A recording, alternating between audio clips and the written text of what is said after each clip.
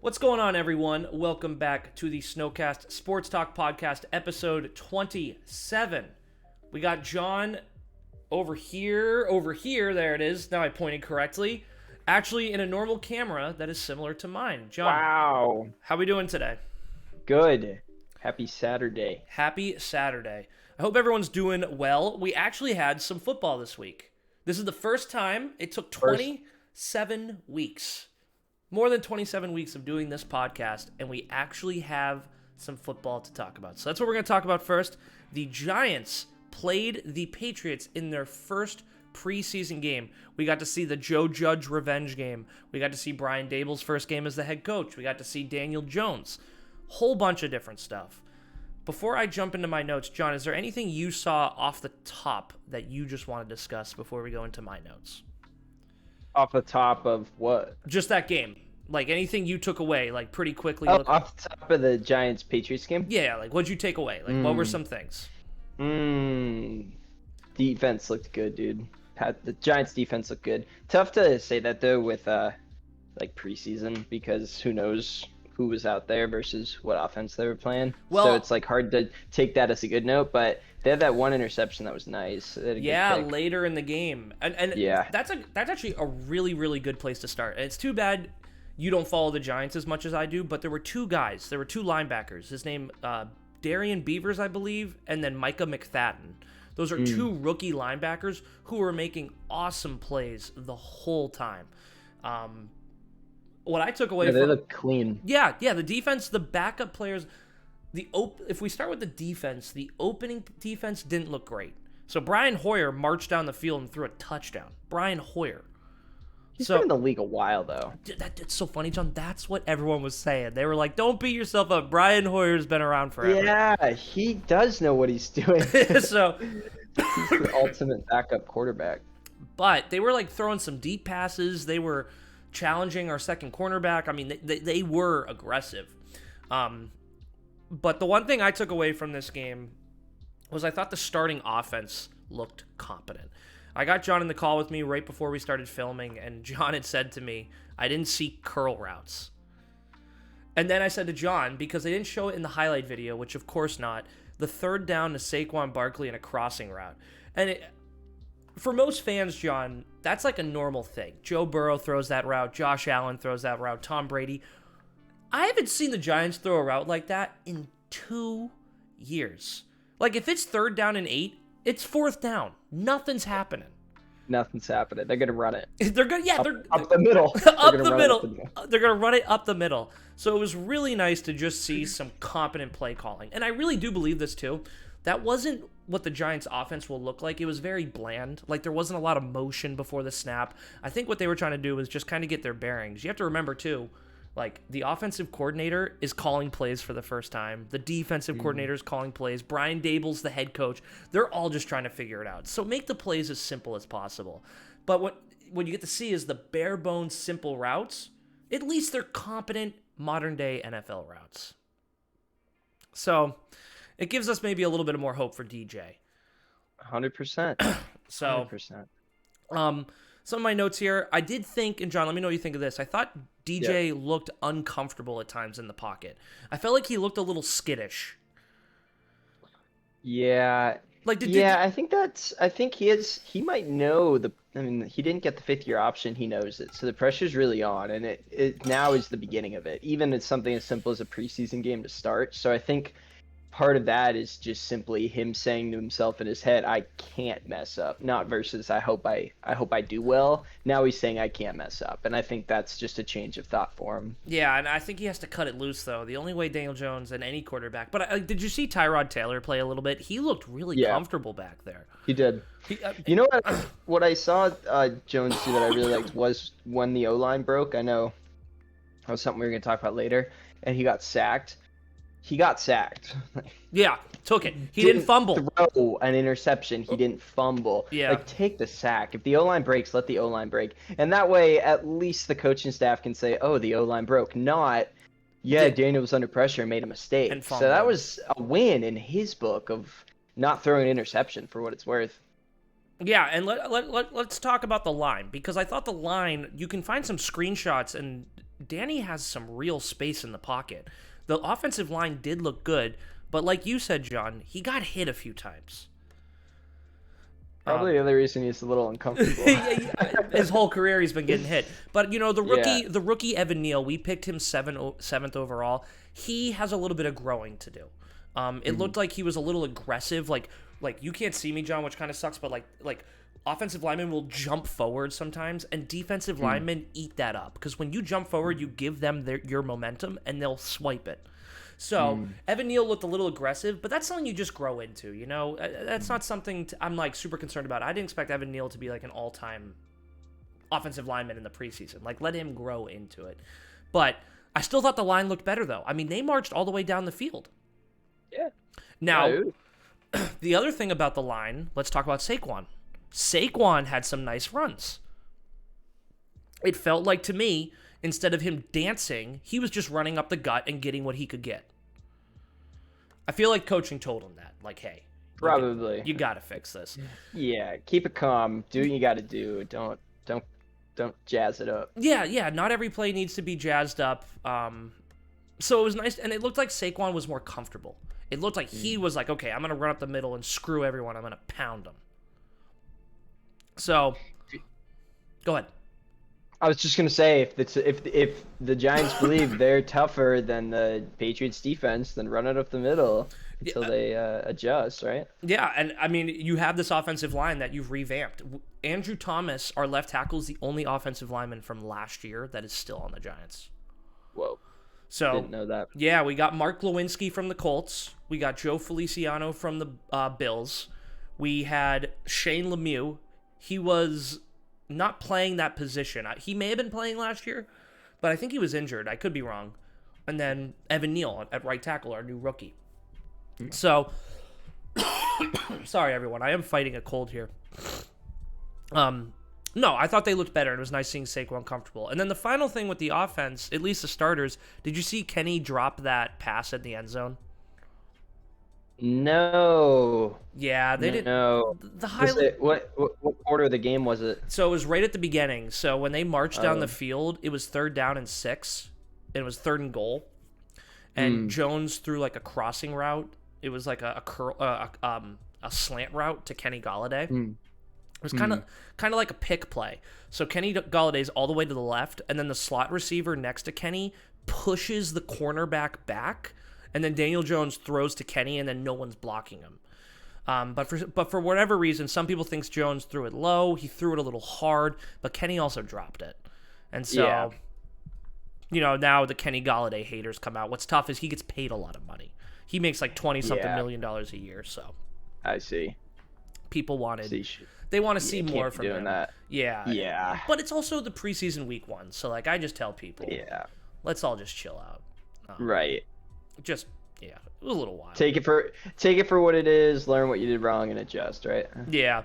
I wish I'm sitting here. I wish we watched that game together, John. I feel bad because I feel like I'm going into really big detail and you didn't get to see it. No, it's okay. So just for anyone who's listening in, John right now is in Los Angeles, and then I'm in New Hampshire. So it's 5:52 for me in the evening, and it's 2:52 for John. So the Giants game came on at 7. John was still at work. It was 4 o'clock. So like, what do we do? And it's a preseason game. It's like John's not going to rush home or come home and spend his evening watching the Giants preseason game. Hey, one day, right? Yeah, we'll get you there. I just had a couple other notes.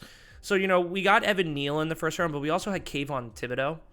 I know I've talked about that name a lot. He played too. He didn't get any sacks, but it wasn't because the Patriots were playing great. They just didn't let him. They ran the ball up the middle a lot, and if you actually watch the Kayvon film, he had a lot of great breaks on these offensive linemen and was actually really putting some pressure in.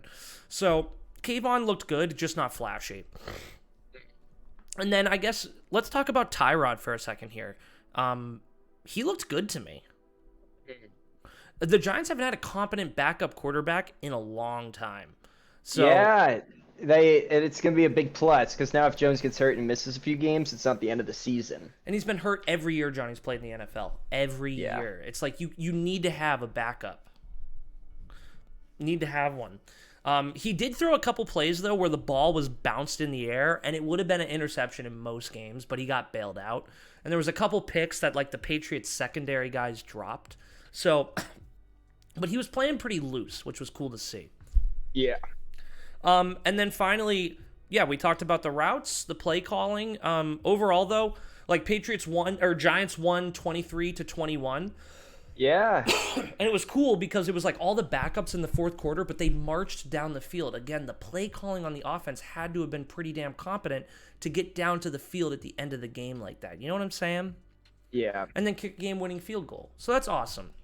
And winning a preseason game means absolutely nothing, but you can let me know if you agree with this or not, John, but I just think winning games starting off early is really... I was excited. Yeah, I was excited to see it. Teams that go 3-0 in the preseason, or how many preseason games is 3, right? 3, yeah. Yeah, teams that go 3-0, that's a good look. They go into the regular season, and I think the way other teams just perceive them is better. Yeah, for sure. I can tell you, though, the Giants, I want to say it was in 2019, they won, like, all their preseason games and then were horrible, and the coach got fired. So, yeah. You know, it is what it is. And we were talking about, too, the Bengals lost their game. The Chiefs lost their game, you know, so Lions. Yeah. So, you know, some teams lost their game. John's got jabbed Lions. But either way, it was a good game. I'm happy to see them win. You know, it'll be interesting to see how much they start the starters again. I guess my question to you, John, is after watching some of those highlights, what would be you as a coach? Would you be going in and giving the starters more time next week against the Bengals, or would you be putting them down? I give him more time. I think if I agree with you that Daniel did look a bit uncomfortable, more so than any of us were hoping, and if that is just because he doesn't have enough reps on the season yet, you want those before the first game. So I'd put him back in. Yep. Yeah. I'd put him back in for sure. Maybe so.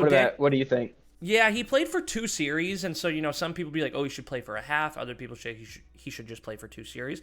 I think it should just be, "Hey, we're gonna play you, and then when we feel like it's okay to pull you out, it's okay." Like, I believe they pulled Jones out last week because he got hit a couple times, and a couple times like guys were getting run into his legs. Like, it was not just like it was concerning hits.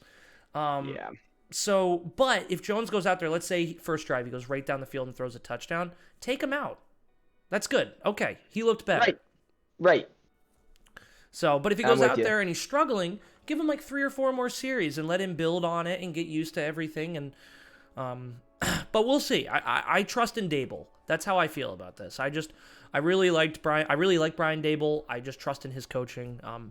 Like I said, I always tell this story. And John can tell you, when the Giants kind of went down the shitter last year, I was a huge Bills guy. Yeah. And now Brian Daboll, the offensive coordinator, is the head coach. I trust in him. He's seen the process. He was with Belichick. He was with the Bills. I trust in him. So, no, overall, great game. Happy they won. Like John said, too, the defense, especially in the second half, a lot of those rookies looked really good. So, they look good. Maybe those rookies are fighting for starting jobs. They have to. They have to. In a good franchise, right? And maybe that's what the defense needs right now is people who are like hungry to play. And we've lost so many defensive players. We lost Logan Ryan. He's on the Bucks now. Yep. We lost Jabril Peppers. He's on the Patriots. Our linebacker core hasn't been very strong. So these young draft picks, like, these are pivotal pieces to the Giants' success in the next couple of years. So it's only promising. So one of the things I'm going to surprise John, because my throat kind of hurts, we're going to include, because I come up with the topics, one topic a week, John's going to surprise me with something he wants to talk about in the NFL.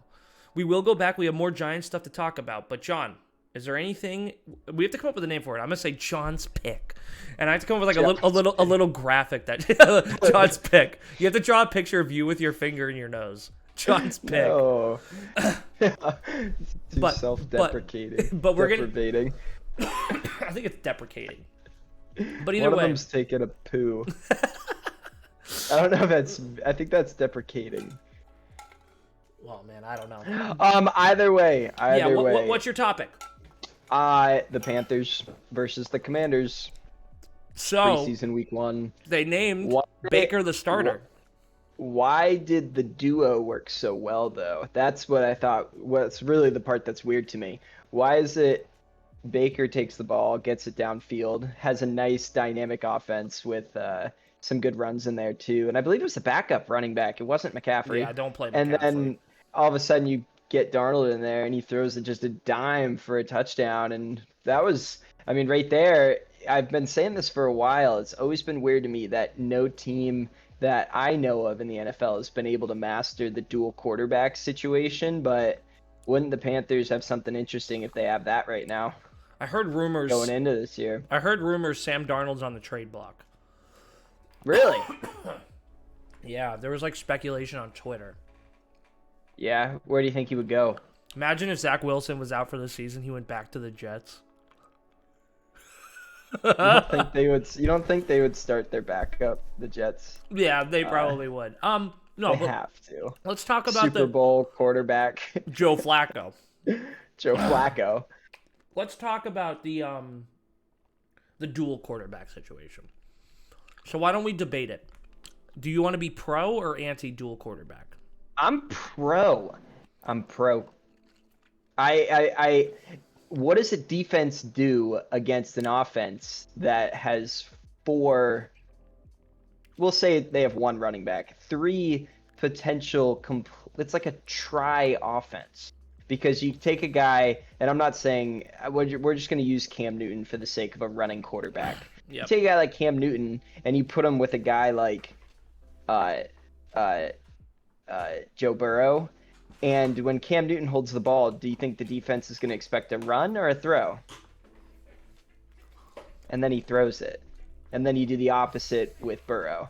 And it's like, to me, that's just like you have to go up against a serious defensive coordinator to understand what's going to happen. And I'm not saying Baker and Darnold are the most dynamic duo ever, No, but I at the get what you're same time, it's interesting to think you add another element in, and it's like any team who goes up against Tom Brady, all right, let's make sure that we don't let his tight ends get open. Let's make sure that we force deep passes, and let's make sure we stop the run. And Tom Brady is now limited. Watch what the Saints. You can watch Saints footage if you want to stop. Yeah, Tom they Brady. do it every year. Every time. Now you take Cam Newton and you put him in the backup as Tampa Bay, and it's like, now what are the Saints going to do when Cam Newton's standing there? The whole thing, to me, it's weird. It's never been done. Now, I'm sure there's a lot of flaws, but it's weird. It's never seriously been attempted. So the first flaw that I'm going to name a couple out here. The first one is a financial one. Quarterbacks demand the most money in the NFL. So let's say you have Cam Newton and Tom Brady. And let's say Tom Brady's been there for 10 years and Cam Newton's now coming up on his 4th year. And Cam Newton says, hey, I want my money. Cam Newton's going to say, this new team is going to pay me what you're paying Tom Brady. Why don't I go there? And why would I stay here? So, how long could it sustain for? Second one is, I really do think there's a huge dynamic in football of chemistry. So Tom Brady has a chemistry with Julian Edelman and Rob Gronkowski that no other players would have with Julian Edelman or Rob Gronkowski. So now if Cam's throwing to them, it doesn't only make it hard for Cam, but it actually takes away the ability for Tom to build up that chemistry, because a lot of the way these guys sharpen their iron is in the regular season. So now if you're taking Cam out, you might have two quarterbacks, but are them together as good as one great quarterback? And that's why I think it never happens. You know what I'm saying? Yeah.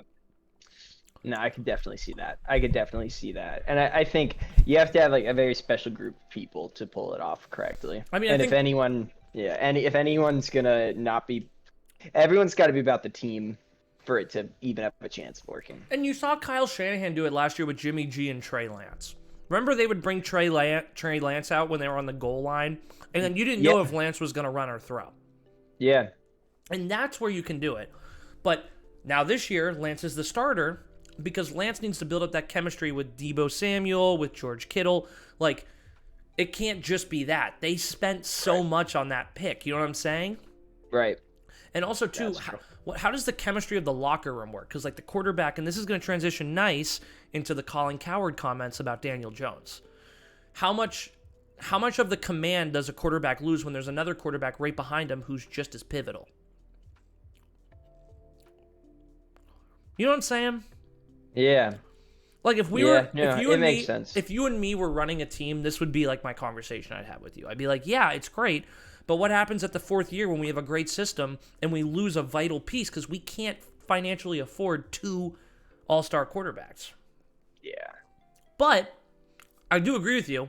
I think Kyle Shanahan has shown, I think there's a layer to this where when you have a guy like Eli Manning and then you draft a guy like Daniel Jones, put Daniel Jones in there for a couple plays and let him run and let him do some things and then put Eli back in because defenses don't game plan for it. Yeah. And that's what Kyle Shanahan did. Kyle Shanahan said they think I'm going to play Jimmy the whole game. Why don't I put in Right. Why don't I put in Trey Trey. Lance? And then it changes Yep. up their whole goal line strategy. So that part makes a lot of sense to me. Yeah. But having a No, guy, it's interesting. yeah, having a guy like Sam Darnold and who's the other guy? Baker Mayfield. They're both kind of like the same kind of quarterback. You know what I'm saying? Oh yeah. Yeah, there's not a lot of difference there, no doubt. So, and also too, let's just go back quickly to why was Darnold looking so good? Because he has a lot more chemistry with that team. He was there all of last year, so he knows how those guys are going to make their breaks. I think one of the other Browns receivers went over to Carolina, didn't he? That's a great. I don't know.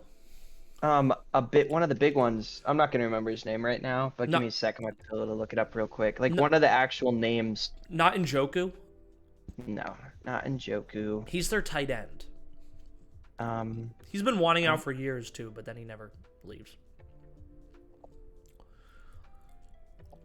But I mean, it's an interesting thought. But I think the Panthers are going to go with Baker and drop Sam Darnold. I would be happy if they did, but I don't know if they will. It's one of your bold predictions. No, he's gonna beat him. They're not gonna. Matt Rule will not choose him. Baker, by week 8, we are going to see a significant difference. We're gonna see Panthers players are gonna say, "Oh, there goes Sam out in the field again," and they're not gonna be excited. And then they're gonna say to themselves, "Oh, gee, I wonder if we should keep playing." Sam. I have another interesting take too. I'll find him later Yeah, tonight. that's okay. I'll tell you who it is. Put it in the comments. Put it in the comments, everyone. It's annoying to me that every player. Oh, dude. Oh. Take back what I'm gonna say. Take back what I just said. I do have one. Took me a minute here. I was watching. I think it was The Herd, maybe Undisputed. I don't remember. And it was a bunch of co-hosts on the show talking about how cringeworthy Let's Ride is by Russell Wilson. And I cannot fundamentally disagree more. In fact, I didn't even Broncos know country. Let's ride. I didn't even know they were making fun of him 10 minutes watching it. And then it dawned on me, I'm like, holy crap. They're making fun of him for saying this. I thought it was hype as hell, dude. Because we're about to watch the Broncos win the West against. That should have been that needs to be one of your bold predictions. It's not as bold as the other ones, dude. To me, the Broncos have that, no doubt. We're looking at literally Chargers? a bunch of. We're looking at cheese teams, and then we're looking at legitimately Russell Oh Wilson. my Let's god, dude. ride, Here we go. We finally get this, John. He's finally here. The No. Chiefs, the Chargers, and the Raiders. And you think a new head coach? Oh my god. You are cheese teams, Billy. Cheese. All right, teams. we're both gonna add. How many years have we been saying those 3 teams? Holy shit. One new. Other than the Chargers. One new bold prediction. Ready? John says, what do you say? Broncos make playoffs? Broncos win Okay. the AFC West. Broncos first. win West. I'm going to say Broncos come in 4th. No, dude. No. I'm saying It's gonna Broncos. go I'm saying Broncos. Yeah. Broncos by, I don't know how many games they'll be in front of the Chiefs. Maybe one or two behind that. Chargers, 1 or 2 behind that. Raiders. It's the best division in the league. It absolutely is the best. And you're calling them cheese teams. But the best division in the league when's the last time the best division in the league had a team that won the Super Bowl? Last year. The NFC West was the best team in the league. They had 3 of the 4 teams go to the playoffs. The Rams, the 49ers, and the Cardinals were all in the playoffs, and the Rams won. It's fair. That's fair. That's a good point. So, I don't know. But I'm telling you that the way that season ends, Johns, is Chiefs, Chargers, Raiders, Broncos, 4th place. You're so wild. Your takes are so gross. You have the Giants going like 10-7 and the Broncos winning the division. Oh, I have faith in Russell Wilson. I love And I it. think that's the last component the team needed to be a serious competitor. Can you name me one wide receiver? Don't need to. Yeah, Other that's people- what I thought. Other people say they're good. Can you name me their coach? Nobody's new offensive coach. Where'd he come from? College. The Packers. His dad's Balls. Where did you come from? My father's balls. No. I couldn't have named you a player on the Buccaneers before Tom Brady went there, or the coach, or where he came from. Mike Evans was always good. He was going to the Pro Bowl. I didn't know it, but you're telling me there's not a single good player on the Broncos? They have studs. That's what I'm saying. Studs. Just because I don't know their name doesn't mean they're not studs. I didn't know Mike Evans' name. All right. I didn't even really, until 2017, I didn't know the Vikings were a real football team. I picked them in that first season of Madden because I was like, the Vikings? Why is Minnesota wasting their money? All right, I like it. That's fair. Let's talk about Colin Did you think it was cheesy? Did you think it was cheesy? Oh, Broncos Nation, let's ride. No. So I think every team does that. Why did the Broncos post that? That's what I'm They were making fun of him. Everyone, did you see what they posted too? They were legitimately making fun of Russell Wilson. The Broncos were? Yeah. Go watch. You have to go listen to them talk about it. The players were. The players did impersonations that were legitimately making fun of him. But I'm saying though, it was the like reason a bunch of 4th graders. But the reason they knew about it was because the Broncos posted it on social media initially, thinking it was hype. No, it is. It's hype as hell, bro. Oh my god. Well, yeah, you're with them. But why would you post that? No team has ever posted. Because the AFC West should be freaking scared, dude. They're not even thinking about it. I don't think it's cringe, but it doesn't hype me up. He's like, Broncos Nation, let's ride.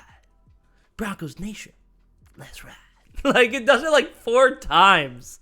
It's just it's uncomfortable. But any quarterback doing those things is uncomfortable. Any player doing those things is uncomfortable. I just don't know why the Broncos put it out there for like all of us to see. Like put it away. Just show us the hype. Almost positive they were making fun of him. The Broncos weren't. The Broncos were. Yeah, no, they were. That's why they posted it, dude. No, John, now you're just speculating. No, maybe it's speculation, but it's a serious thing people are considering. Like, I'm not the only one sitting here thinking that thought. Like, it's a thing. You can look it up. I'm pretty sure it was Colin talking about it. Like, they were specifically doing it to make fun of Russell. Because I think the he's Broncos. cheesy. I think the Broncos are going to be better. This is why I give them just some low grades in my mind. I just think having a new coach and a new quarterback is a really big growing pain. And they are with 3 very well-built teams that either have, all 3 of them have quarterback chemistry, and 2 of them still have head coaches that have been there for a couple years, or a year or more. So I just think the Broncos, will see them go through some growing pains. But like if you put the Broncos in the NFC East, I'd say they win the division, no doubt. Yeah, no, for sure. For sure. All right, let's go to Colin Cowerds' comments. You said you watched that video as well on the fight that happened at training camp for the Giants. Are you still there? I saw this, Billy. I saw this. This was interesting. Yeah, do you want to talk about it a little bit? What'd you think? Yeah, a little interesting, dude. He claimed, and I think other people claim, it's a lack of leadership. And without anyone taking charge and making the calls of what is and what shouldn't be happening and what should be happening, there's just a lot of confusion on the field, and then that leads to doubt, and then that leads to an event like a fight in a preseason practice. And so interesting, dude. Not a good look for Daniel Jones, I think, in terms of his development as a quarterback. Maybe we'll see him have more hard skills, but his leadership skills maybe aren't what we're hoping. That's what I took out of it, really. Yeah, I think it's all a crock of shit. Eli Manning. I just think Eli Manning wasn't a super bold, like out there, outlandish quarterback, but he won 2 Super Bowls and was the MVP in both of them. You know, so I don't know. For me, I think they're just trying to find I think it was a really hot week. I think that team has been working really hard to try to get better. You got to remember, these guys that are out on the practice field, there's 90 of them, and 40 of them, 30 of them are going to be cut for a 53-man roster. These guys are fighting for their careers. So this is not just a practice. Now, the O-line coach going out there and fighting with them and getting punched in the head by a defensive player, not what you like to see. Not good. But I don't think it has anything to do with Daniel Jones. Daniel Jones is just a quieter guy. Some people like the rah-rah quarterbacks. I personally do. Like, look at Josh Allen. He's a rah-rah quarterback for sure. Like, I definitely am here for that. Tom Brady's someone I've always admired. But the Eli Manning style works as well, too. And, you know, I don't think it has anything to do with Jones. I just feel like people are just maybe really... it does. Yeah, maybe it doesn't. I just feel like people are being really hard on Jones right now, and because of that, he's just getting beat up, and he's just in a tough situation. And you know, I think Jones is the kind of guy, if his play can get better, everything about him will improve. You know what I'm saying? Like, he'll have the same demeanor, he'll have the same style of, like, leadership, but because he's balling out, or because he's playing better, people will be happier with him. So, like, he's just got to, I think that's what he's got to improve. I don't know if you need to go to, like, a leadership course and, like, improve your leadership. But, yeah. Either way. I like Colin. I'm one of the people, like, you find a lot of, I really just watch, like, Giants YouTube, but, like, I always ask when I get interviews, like, do you watch any of, like, the daytime sports? Do you watch First Take? Do you watch Undisputed? Do you watch The Herd? Like, I like them. Like, I watch those shows. Like, I think, like, they're interesting, and the takes are really uninformed when it's about the Giants. But I'm sure every team besides Cowboys fans is like, this is uninformed bullshit. So, you know, Colin talking about Daniel Jones, it's like, okay, what are the Giants? I guess my thing is, I just don't understand. I think it all goes back to this Jimmy G thing. Like, and Colin brought up Jimmy again. You're not going to win a Super Bowl with Jimmy. Unless you're trying to be a mediocre 8-8 team for the next couple of years, you don't sign Jimmy. You see what you have in DJ, and then you draft a new quarterback if it's not the guy. Yeah. And that's why no one's picking up Jimmy G, because everyone knows what he is. I don't know. It just seems reductive. It's like, ugh. So, I don't know. Yeah. I think, yeah, the only team that, I mean, he might go to the Jets now, huh? Well, yeah. He's only going to go to a team who loses who they want. My only comments on Jimmy G have to do with the weird confidence so many coaches have on their year 2 quarterbacks right now. And I know you don't know yet, and I get that. And that's a great thing to have. Any team with a year 2 quarterback, it's really like it's 50-50 if they're going to just, like, totally not be a competitor this year. Yeah, but you have to know. You have to know. I could see. You do, but why not try to get Jimmy now for something cheap? Because he's not going to go cheap. He's owed a certain amount of money. When we watch, who's the new guy on the Bears? Justin Fields. When we watch Justin Fields play so bad, you can't imagine he's in the NFL, and then the Bears try to pick up Jimmy from the 49ers, the trade is going to go totally different because 49ers know they're desperate. They know they're desperate. But the thing is, and if they try to grab him now, then I don't know. To me, that's the weird part. And he's just one example. Maybe Justin will be good. Maybe it's one of the other guys. The other thing, though, is like, let's say you bring in Jimmy G, and let's say Justin Fields has 2 bad weeks. All the press, all the beat writers, all the fans are going to be screaming to get Jimmy in there. And Jimmy is good, but he's not good enough to replace a quarterback that could be a superstar. That's fair. That could be factor is good. And this goes back to the 2 quarterback thing. Bringing in a backup quarterback, like the reason the Patriots cut Cam was for the mental well-being of Mac Jones. Because Cam sitting behind Mac was going to create some sort of strife regardless. When you have a proven quarterback sitting behind a young quarterback and that young quarterback is starting, it makes life very difficult for that young quarterback because you just have this other quarterback sitting over your shoulder. And so, that's why the Giants had Mike Glennon last year, because they thought Daniel Jones is going to take a leap, and we don't want him to have any preconceived notion of him not being our guy. You want quarterbacks comfortable and confident. Yeah. So... No, I'm with you. It was Higgins, by the way. Higgins. Oh, Higgins is over on the Panthers? Wow, Yeah, Higgins right? and Baker are tight. That's weird, right, dude? That's so under the radar. Like, I figured it out just a little bit ago, and I was like, oh, you gotta be kidding me. I mean, yeah. Higgins is super I good. That was... He's a super good I wide like receiver, Higgins, yeah. too. Yeah. Huh. I didn't mean to cut you off, though. I, just No. saw that. No. I'm glad you saw it. And I liked your John's pick. That was good. Yeah. That was a good one. So finally, just some preseason notes. So yeah, Zach Wilson yesterday.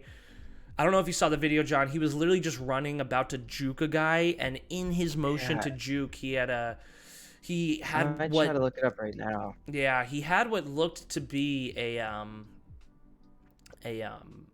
preseason ACL injury. Let's see if I can pull it up too. Let's see if I can just pull up Zach Wilson. Let's just see, because we can watch it right here for all the people watching. Yeah. Yeah, I think this is... Yeah, this is it. Let's see if we go to show something, and there we go. We have it. Hell yeah, look at that. We just got to make John a little bit bigger, and then we're good. Look at that. John can't see, but that's okay. So you'll see here, Zach Wilson's in the back of the field. And then what Zach Wilson does is he's just going to run around to right here. And when he does it, it's just a tweak. So he just runs out. No one's open. He avoids the pass rush. And he's just running up, and he's getting ready to juke. And right there, you can see he jumps to the ground. Yeah, and then he gets up. And so, last night... I know the Eagles don't. You've told me a bunch of times that the Eagles don't... he does it to himself. But why am I just not surprised it was the Eagles? That's fair. You're at the right podcast if you're not an Eagles fan. But either way, the Eagles... but no, so last night I read it. I'm not watching the game. And so I he walks out, and then we get all these... You guys can see me. I'm moving my screen trying to do two things at once, and I'm failing. No, and so, I just felt really bad. I think it was this thing where I was like, damn, that sucks. Your quarterback year 2 coming in, gonna see if he's picking up the offense and getting better, and he's out for the year. But it comes to find out it wasn't a tear. It was just a strain. And so he's actually has to just get a minor surgery, and he's out 2 to 4 weeks, and that's it. And I'm so happy for the Jets. I'm so happy for the NFL. We are a podcast here, and I hope John agrees. Maybe he doesn't. I don't want any players to get injured. Even on my least favorite teams, I want all the starters to play, because that's when the NFL is fun to watch. And the example is last year when Russell Wilson was hurt and we had all of those primetime Seahawk games, and we were watching Geno Smith. It was like, come on. It's just, stay healthy. We got to keep these guys healthy. So I'm happy he's good. Just out a couple weeks, and so good news there. Huge. Yeah, huge. I don't know if you have anything else to add, John, but it definitely spooked me. I was like, that's just a tough thing to watch. Yeah.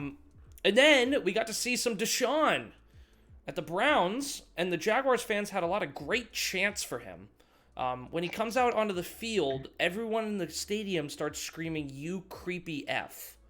F meaning F-U. Jacksonville? Jaguars. What state? Florida. What state is Florida. Oh, yeah. And so Deshaun goes out there. That was a southern state. Yeah, and so everyone was giving him a hard time. And he looked horrible. I think he had one pass for 4 attempts, 7 yards. He didn't look great. So, the guy hasn't played in a year. So, what do you expect? I don't. This is why Goodell is going to end up hurting. He's going to do something more severe, because he needs to represent the NFL community, and The same reason that the Jaguars fans were chanting that is the same reason he'll end up suspending him for at least a couple more games.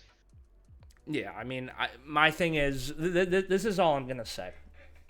The NFL is trying to be really inclusive of women, which I really love. I think, there's some great women coaches out there, some great women assistants, some great women executives. One that comes to mind is the owner of the Bills. I forget her name off the top of my head. I forget both owners' name, but it's a guy and a woman. And she's an extremely intelligent, smart, kind, impactful person. So I love that the NFL is doing that. And secondly, I believe in innocent until proven guilty, but regardless, having like 24 different masseuses is weird. I just don't care. Like, that's weird, dude. That's a weird thing to do. Even if nothing else happened, what are you doing? Looking for attention and trying to get in trouble. I don't know. So just a crazy thing. And then my final note. So John, do you remember the name Malik Willis? I do not. So he was like a quarterback coming out of the draft that had a lot of really high upside. So like, he's not really polished. And so the Titans, he was supposed to be in the top 10. That's like where he was predicted to go. He fell all the way to the 3rd round. And then the Titans picked him up, and he actually got some playing time, and he looked great against the Ravens. He had a great rushing touchdown. Here, I'll send you the link, because it's right here. That's dangerous. Yeah, so the Titans with... Real quick, that's where Jimmy G should go. You put Jimmy G on the Titans, could win the Super Bowl. Yeah, Tannehill's the same as Jimmy, in my opinion, but... I think Tannehill's worse. I'd say Tannehill might be better, but just me. How many times has Tannehill been... actually, you're right. Close. I was going to say always... like NFC championship, but AFC championship. Yeah, he went 2 years ago. Jimmy went last year. Yeah, it's close. I sent you the link. We'll watch it later, but Malik Willis looked really good, which was great for him. But Giants fans are kind of all stirred up because half the Giants fan really wanted us to draft this guy with 5 or 7. I'm really happy we didn't because we would have had to pay Daniel Jones this year anyway. And there's a couple great quarterbacks coming out next year. So either way, I don't know. Yeah, that'll be interesting. Watch him take the Titans far, huh? I mean, the Titans are another team. Like, if Russell Wilson had went to the Titans, that team would be going to the Super Bowl. I would have that team going to the Super Bowl. The Titans, to me, are a team that is really good. But they also lost some pieces. They lost A.J. Brown. They lost some of their defensive guys. So we'll see. But those are some of my preseason notes. John, I don't know if you have anything else to add for this episode before we hang up. Pretty much everything. Broncos haven't played yet this preseason, have they? I think so. We got to go look, John. There might be some games going on right now. So I was thinking there could be. I was thinking after this we get in a call and watch some of the games. Yeah, let's do it. But everyone, we want to thank you so much for watching. I wanted to let John know on podcast we've enjoyed having you here. It's been a lot of fun, just once a week, but super chill. And we'll have more to talk about next week. We're gonna have more games coming up, and so with that, I wish you all well, and we will see you next time. Peace.